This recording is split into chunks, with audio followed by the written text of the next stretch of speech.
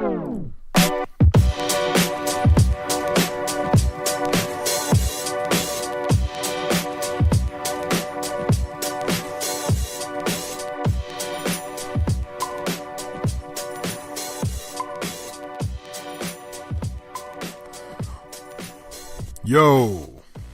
what's going on, everybody? I'm back. Back again. This is your host, Courtney McIntosh, back again with a new episode of the Black Dad Chronicles. How you guys doing tonight? Well, today. Well, it's nighttime. I'm recording this on Tuesday night. But I'm back. I had to take a little layoff. School started for the kids. So they're back in school. Found a new job, so I'm getting ready to, transition to that. I got some other projects I'm working on, and you'll see, very soon. And I'm just really trying to step my podcast game up, I like podcasting. I like talking to you guys. I like the fact that you guys have access to me. It's been a lot of things that happened since the last episode. Let me see. I last gave you guys an episode on August 25th. Jeez, it is now September 18th. And, wow, that was a long time. What was that, 3 weeks? Yeah, that's 3 weeks, right? So, let me see, September 18th. So, September 18th, last episode was August 25th. So that was a Friday. So that was oh man, that was almost a month ago. Whoo, wow. All right, so it's been almost a month since I blessed y'all with a new episode, and I promise I'll do better. I'm working on streamlining this interview process and setting people up for interviews.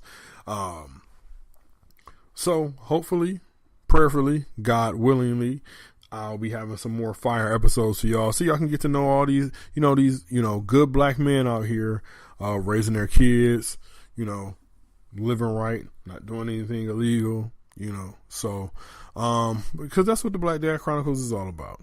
But you guys know most days I just get on and I talk about a topic, and it's been several things going on. So I'm just going to address a couple things. First thing I am going to address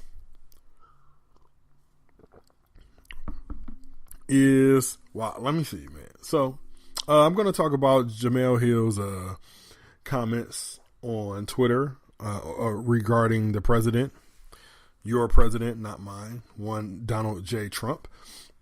Almost a week ago, Jemele Hill released a series of tweets directed at the president, calling him a white supremacist, saying that he has surrounded himself with white supremacists in the White House.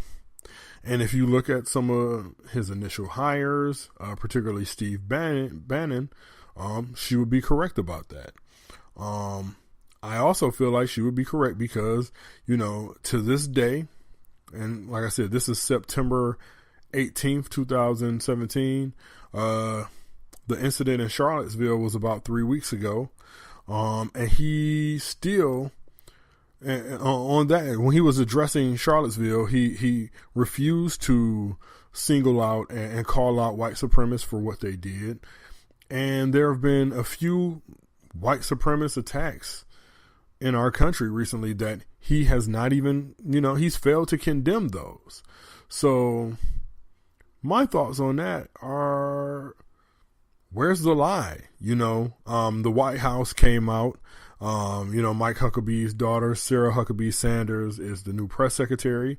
She came out and said it's a fireable offense. It should be a fireable offense. So many people have jumped in the fray, saying that Jemele Hill should be fired. She should lose her job. There were some people calling for her to be hung from a tree, killed, all that stuff. Twitter can be an ugly place. And when people are sitting behind a keyboard, that's when you see the real them, They try to, Not necessarily the real them, because a lot of these little keyboard warriors wouldn't bust a grape in a fruit fight. But, because they have Twitter and they have a keyboard, they're empowered to say the most egregious and horrible things to certain people. So here's my thing. The right has been the champion of free speech for as long as I can remember.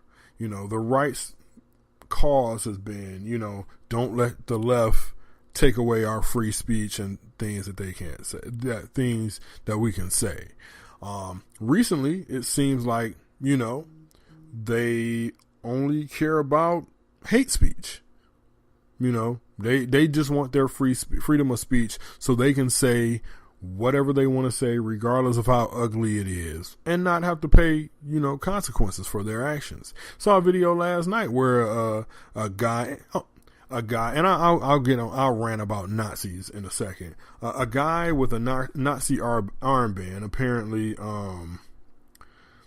apparently was harassing a black guy, and you know what? Some people took it upon themselves to find this guy out. And you know what? They knocked him out, knocked his ass out. And you know what? More power to him. Because sometimes these cats, they get talking all big and bad, acting like, because they just know that they're safe behind their little keyboards. But then when you put your face out there, you give, and you put your face behind your hatred, you give people license to come up and, knock your ass out. So, hey, if you're a Nazi, okay, so I'm about to rant here on Nazi. And you know what? Let me give you this disclaimer. I am not the most patriotic guy in the world. I did volunteer my time in service to this country. That does not make me a patriot. That makes me a guy who truthfully just needed a job and wanted to get out of Detroit, needed a way to pay for college because I couldn't afford it. And I was starting a family. So yeah, that's why I joined the military. But when you rep the Confederate flag, when you can salute a swastika, the symbols of losers, it is my opinion that you are a traitor to this country.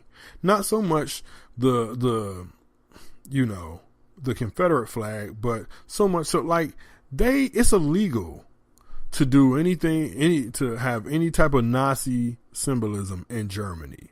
Like, it's illegal to have any kind of Nazi symbolism in Germany. That's why when that drunk American guy a couple months ago went over to Germany, got drunk and was, hailing Hitler, German dude knocked his ass out because that's what he deserved.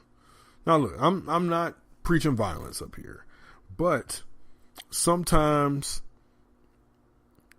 and as a Christian, I'm going to say this, and it's going to sound contradictory, but sometimes you can't always turn the other cheek, man.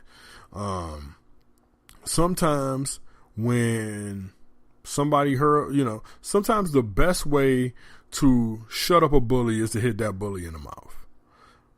Most of the times I say, ignore the bully, but sometimes hit the bully in the mouth. And bet you $1 to a donut, 9 times out of 10, the bully is not going to fight back. It's going to go whimper into a corner with his tail between his legs. But my comment on that, like, if you cannot call yourself a country-loving American and fly the Confederate flag or any type of swastika or tribute to the Nazis at all. That's a direct contradiction. You can't have both. So either you love your country or you love, what two groups of losers stood for. But that's my rant on that. But, when it comes to the White House, it seems like what the White House has been doing since this guy took office is whenever something comes out about them they don't like, they want to cry, fake news, and try to make up facts, and while silencing, where the reports came from. Because you see, the guy in the White House is just hurling insults at Washington Post, New York Daily News, CNN, when you can, it's kind of, if you look at his tweets on some days, it's proven that what he does pretty much is he wakes up in the morning and watches Fox News, turns on Fox and Friends, but where was the lie in what Jemele Hill said? She was 100% factual. Donald Trump has, he's going to great lengths on Twitter to call out other countries for protecting terrorists, whenever there's an attack in France or London or something like that. He's the first person want to jump on Twitter, and talk about terrorism. But when it's happening in his own country, he's quiet as a church mouse. Quiet as a church mouse. A mosque got burned, a couple weeks ago in this country by a white supremacist, and you heard nothing from the White House. But yet, maybe 2 or 3 days later was an attack in I want to say over in England somewhere, and the first thing you see in the morning is his Twitter account, and he's just lobbing accusations. So, you want my honest opinion?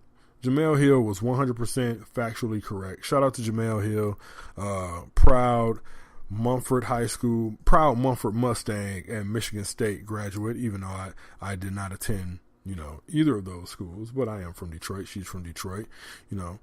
I try to show love. Next thing I want to talk about, the iPhone launch. Now, I didn't get a chance to address this on our daily VESE report, which is what we do for the VC.com. I didn't get a chance to address this, but my brother Meech did. So Apple unveiled the iPhone 8 and 8 Plus and the iPhone 10. And let's be honest, the iPhone 8 and 8 Plus is essentially the iPhone 7S and 7S Plus. That's what it is. Because every year Apple, releases a new device with a small spec bump. And they promise something new and exciting, and it really has just been incremental iterations. If you look at the 8 and 8 Plus, they've been using the same design since the iPhone 6. That's when the iPhone first changed the design. So they've just been, I guess evolving is kind of, I guess, what they want to use, the design of the iPhone 6. So pretty much, the iPhone 8 is going to be the iPhone 6 plus, I guess. So now here's another, in addition to, having better cameras. So, another thing is if you want to get the dual cameras, you're going to have to get the 8 Plus, because the regular iPhone 8, the 4.7 inch device, that still comes with a single camera. Don't know why Apple was chooses to run with that. I mean, it's phones out here that are 5.2 inches. I'm talking about display size. So 5.2 inches, they're packing dual cameras. Why can't Apple put a dual camera setup in its regular iPhone? It's like they make a product, they release 2 different products at the exact same time, but they make one of them irrelevant, or one of them seem like it's a downgrade because of maybe leaving off a feature. Excuse me. Take a sip of my water. I think Apple did this twofold in their event, because at the end of their event, they released the iPhone 10. The iPhone 10 is the crown jewel that Apple was releasing this year, because it is the 10th anniversary of the original iPhone. So here's what I feel. Here are my feelings on the iPhone 10.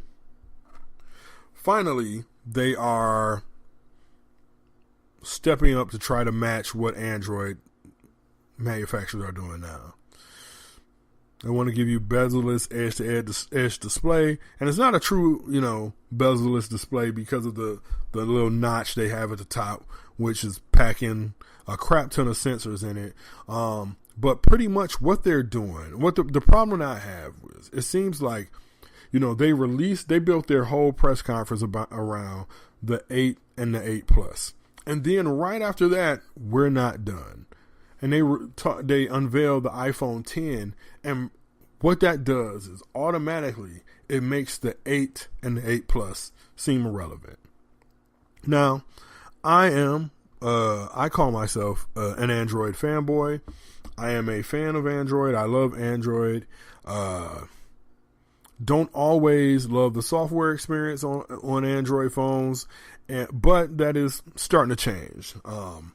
I pre-ordered a Samsung Galaxy S8, which I loved. I got rid of it because I won an LG G6, so there's no sense of me paying for the Galaxy S8 and having this LG G6. So instead of selling the LG G6 right off the bat, I just gave T-Mobile back my Galaxy S8. I was like, all right, I'm going to rock this LG G6. Didn't like it. Didn't like the fact that it was slow.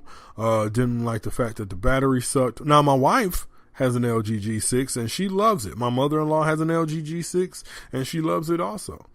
I think LG makes really good phones. The cameras on their phones are spectacular, but I just didn't like it. It wasn't my Galaxy S8. So you know what? I sold it. And my new Galaxy S8 just came in the mail yesterday. I'm using it right now. And I just, I'm back to having a product that I feel good about. And my friends come at me all the time because of the way I use phones or the way I treat phones, meaning I'm always looking to get a new phone, which, now 2 years ago you could say that, but I had my Galaxy S7 for 10 months, which is the longest I've had a phone in probably like 5 years. And the only reason why I got rid of my Galaxy S7 was because T-Mobile was running an iPhone sale, which they normally run an iPhone sale 1 or 2 times a year. And generally what they do is they give you a free storage upgrade. So you can pay the same amount for the 128 gigabyte iPhone as you can for the 32 gigabyte iPhone. One thing I can say about the new iPhones is, it's no more 32 gigs of storage. It's either 64 or 256. I think it should have been 128 or 256, but hey, that's what Apple does. Apple has a following because they make, you can't necessarily say they make beautiful products. Their MacBooks are beautiful, but the iPhone, if you look at the phone, it's compared to other phones that's out there, it's garbage. Like if I have an iPhone 7 and I hold up my Galaxy S8 or, the iPhone 8 and hold up my Galaxy S8, my Galaxy S8 looks better. I'll even say that, and I haven't held the iPhone 10, not even available for, those who are non-tech reviewers to even get their hands on. Dummy units have been out for about 2 months. So that's how we knew what the device was going to look like 2 months ago. But I'll even hold my Samsung Galaxy S8 up against that. And, I prefer just the beauty, the narrowness, the design, the shape of the Galaxy S8. And there are other Android phones that I think look a lot better than the iPhone 8, the iPhone 10 also. The LG V30. Beautiful piece of hardware. The Honor 8 from last year. Beautiful, especially in blue. Beautiful. But, we're getting to the point where all smartphones are starting to pretty much take the same shape, same design, and basically the differentiator is the software experience. And that's where Apple kind of wins, because people get an iPhone and then they just sink into the Apple ecosystem. MacBooks, And I'm going to say this by prefacing that I've never used a MacBook before, but people use MacBooks for a reason, and it's because they're really good machines. So people use a MacBook, they use an iPad, iPhone, and they're all together in the same ecosystem. So you have that familiarity. I can get a tablet from LG, a phone from Samsung, a laptop from HTC or whoever, and they're all going to look different. Yeah, they're going to run Android at its base, but they're all going to look different because Samsung has a way that it wants Android to look. HTC has another way of how they want Android to look. Google has its own way of how they want Android to look. LG has their own way of having Android, of how Android wants to look. So that's the differentiator between Android manufacturers, is how they want their version of Android to look. Some of it, the user experience is good. Now, I find the user experiences on my Galaxy S7 and the Galaxy S8 to be really, really good. I don't want to say spectacular, but they've been really, really good because Samsung software has a thing where, fresh out the box, beautiful, crispy. 3, 4, 5 months down the line, starting to see some of that Samsung lag creep up.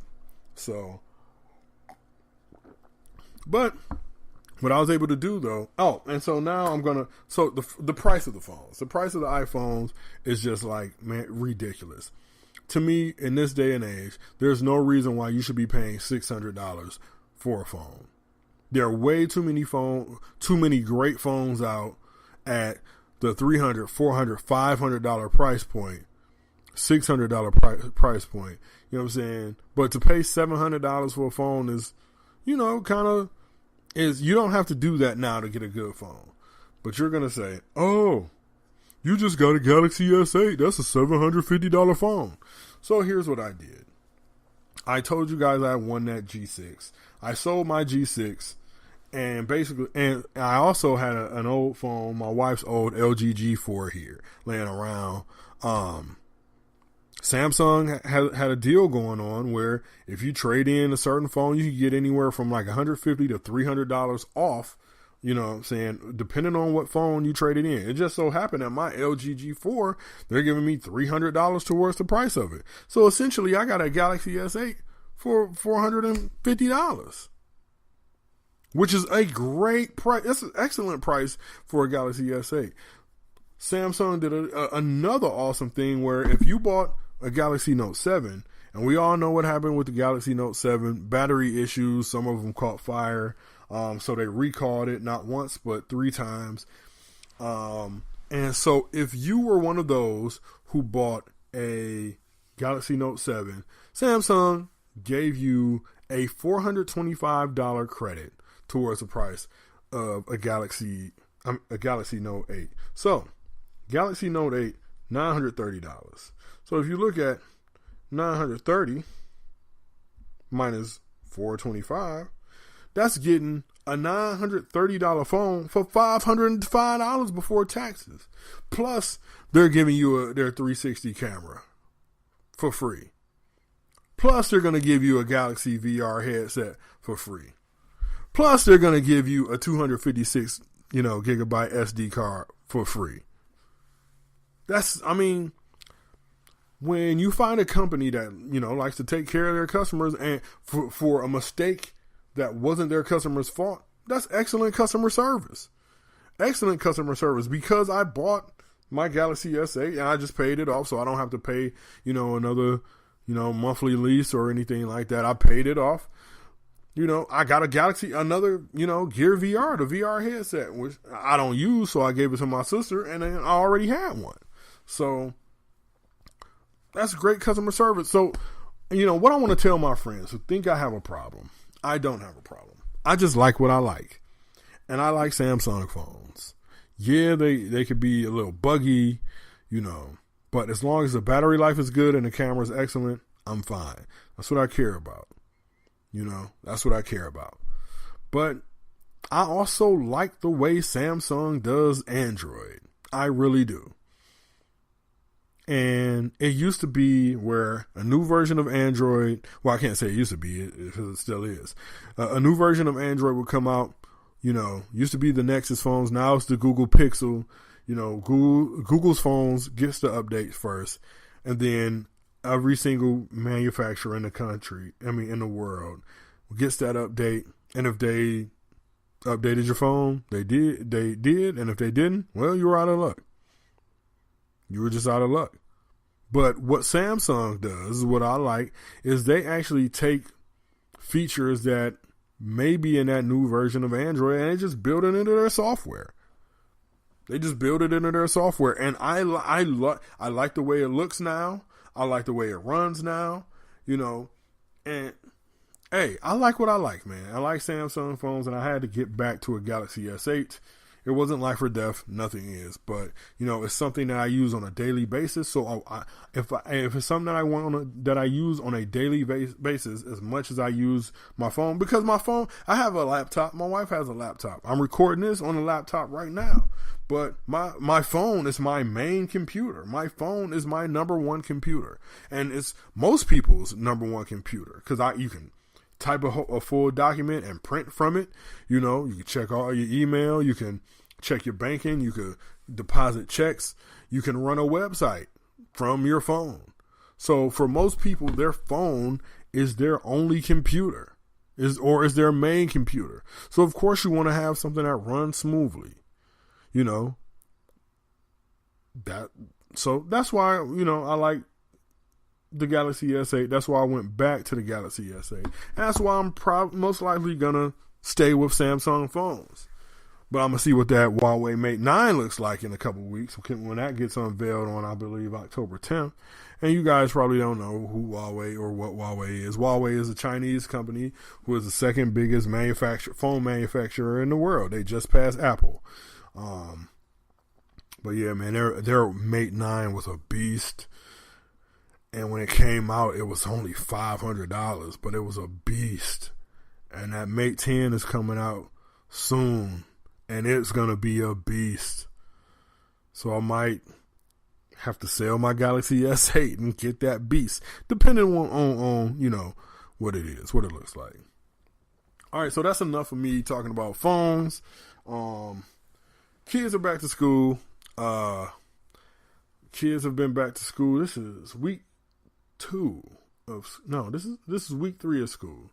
Already homework has been a mother.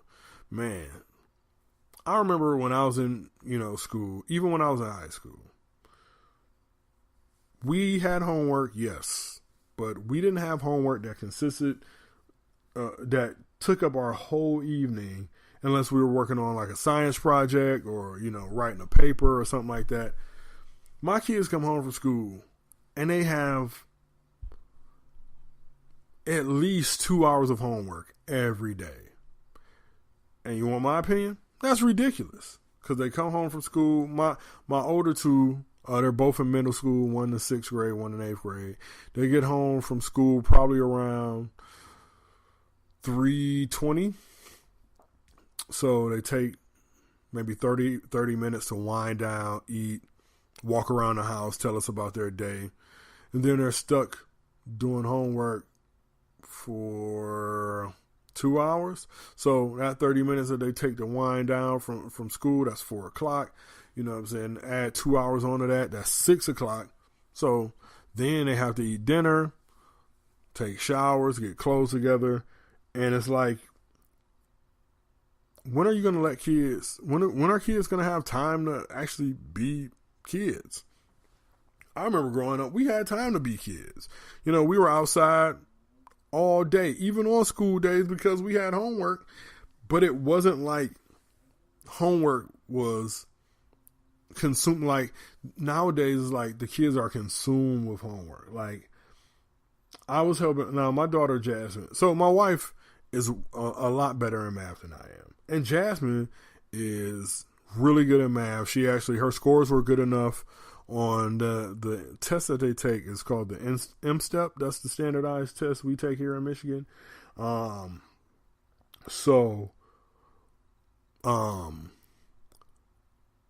she's really good at math. So she got placed in advanced math in 6th grade. So she came home, what day was that? Friday, and was basically had a meltdown because there was some,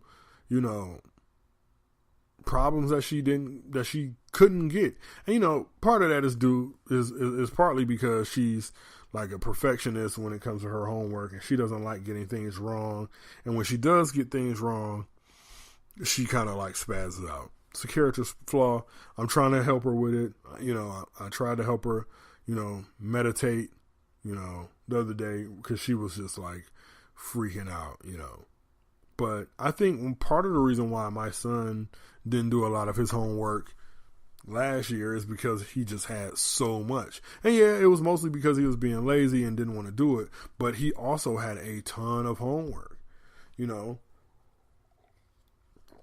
When did we say it was cool for kids to not be kids anymore? When did it become cool for kids to not only sit through 8-9 hours of school a day, but then come home and be saddled with, 2-3 hours of homework? That's a 12-hour damn day. Most of us don't even work 12 hours a day. Most of us are used to working 8, 9, 10 hours a day. That's basically, we got our kids working a 12-hour shift, and they working more than us. I don't think that's fair. Now, I'm not advocating I am advocating for less homework, because kids have to be well-rounded individuals. One of the things you want to do is raise your kid to be a well-rounded individual. And I'm sorry, I don't believe a kid can become a well-rounded individual if they're spending 8-9 hours a day in school, plus coming home and doing 2-3 hours of homework. Because what that does is pretty much say, school, school, school, study, study, study, study, school, school, school. And guess what, man? Here's the thing that, a lot of people didn't tell me when, I got out of high school. School ain't for everybody. Like college ain't for everybody. I went to Eastern Michigan when I graduated from Detroit Central High School. Should have been a trailblazer. Proud Central High School graduate. But I was ill-equipped for college. I got up there and it was freedom. And you know what I did? I said, dog, I don't have to get up. I don't have my mom in my ear waking me up. I could play NBA Live. I could play Madden all day long. And people would come down and play with me. Man, this is the life, son. And that's what I did. I wasn't in school partying.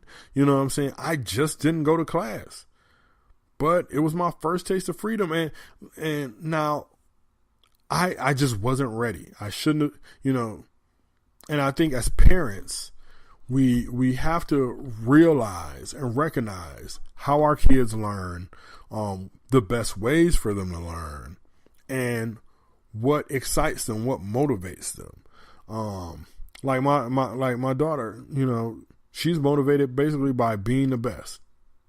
Pretty much. When it comes to school, she wants to be the best. She wants to get all A's on everything. She wants to be in school every single day so she can get that perfect attendance.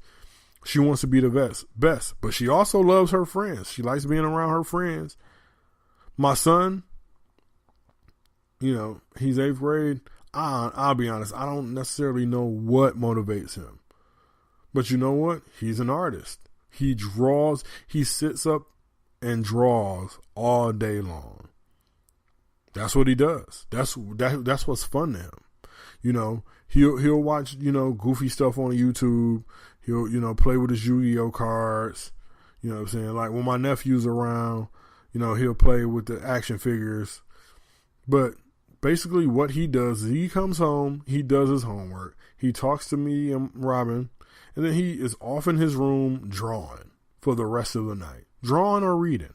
He'll read a book, but he's drawing all day long, I think that's spectacular, but as a parent who's not artistic and didn't want to sit up and draw all day long, I have to know how to help kind of, I guess, steward him along and find the best way for the best, way to motivate him, or the best way to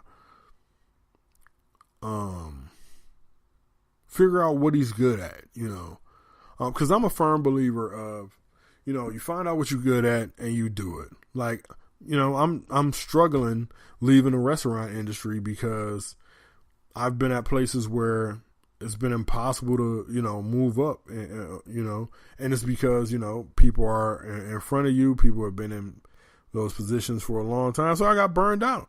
I really got burned out, and I really wanted to leave the restaurant industry, and I still not sure that it's where I want to be, but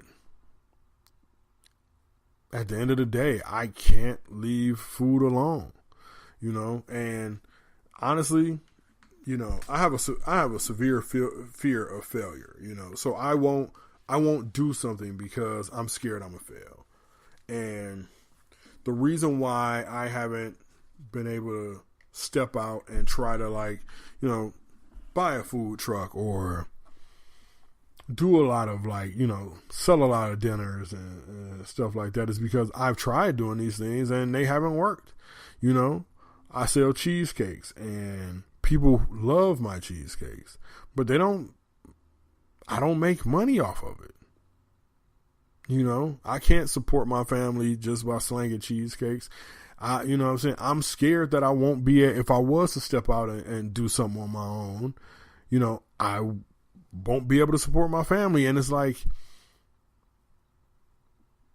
I think that, a lot of people say that, if you, don't be scared to fail, but you have to be scared to fail, because if you're not scared to fail, I don't know what I'm trying to say.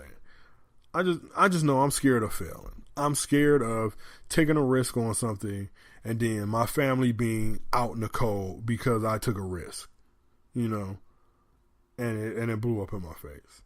So I'm trying to get over it. Honestly, I'm trying to get over it. I'm trying to do certain things to position myself to where I can become, an independent entrepreneur.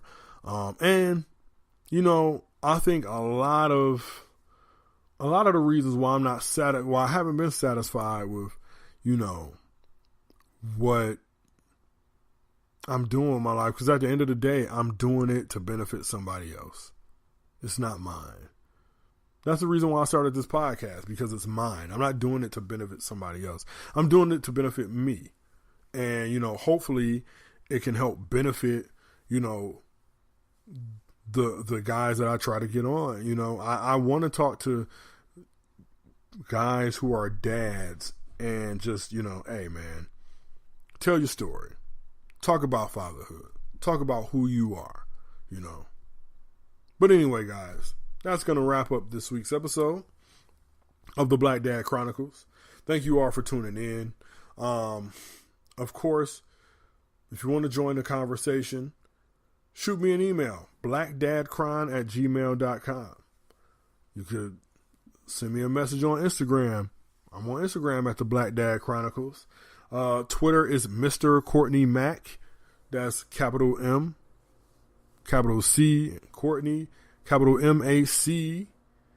Shoot me a DM or tweet me or something. Find me on Facebook. You can go to the Black Dad Chronicles Facebook page on, Facebook. Also check out thevc.com. We have great articles on there, all from a black perspective. We're trying to push black culture forward. We don't support the foolishness or nothing like that. So it's not like the Shade Room or Gossip or, World Star. It's not going to be any gossip or anything negative. We're trying to promote nothing but positive images of our people. So, give us a look over at thevc.com. You can find all the episodes you want of the Black Dad Chronicles via Spreaker.com/Black Dad Chronicles. What am I going to talk about next week? I don't know. I may have a guest next week. I'm pretty sure next week's episode will be an interview that I recorded almost 2 months ago, but I was having audio issues with it. So finally I got those audio issues worked out. And the subject of my interview wants to kind of redo the podcast, but I kind of think we might, because we talked for like 2 hours, and I don't like listening to a 2-hour podcast, so I don't know if y'all would like listening to a 2-hour podcast either. So once again, thank you all for tuning in to the Black Dad Chronicles this week. Peace and love.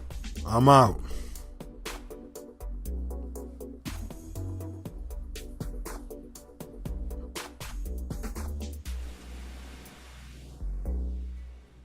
This outro is so wavy. I always get it mixed up. I always say intro when I'm talking about outro. But I picked some good music for the podcast, don't you guys think? All right. Love y'all. Peace.